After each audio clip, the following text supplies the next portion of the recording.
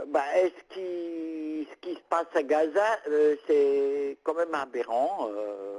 Bien que j'ai souvent bien regretté, c'est dommage. La population de Gaza est quand même privée de tout et sous blocus. Depuis que le Hamas a gagné les élections, Israël fait blocus sur Gaza. Donc il y a plein de marchandises qui ne peuvent pas rentrer à Gaza.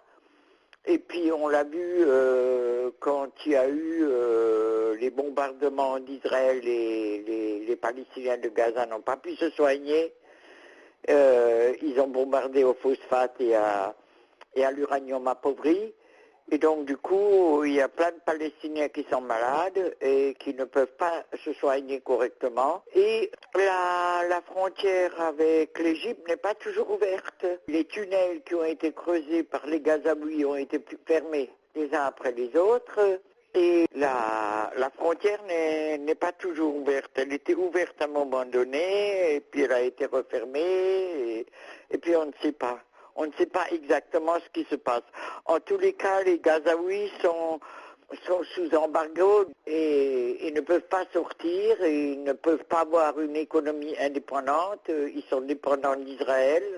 Et donc ne peuvent pas sortir comme ils veulent et ne peuvent pas, ou alors quand ils sont dehors, ils ne peuvent plus retourner.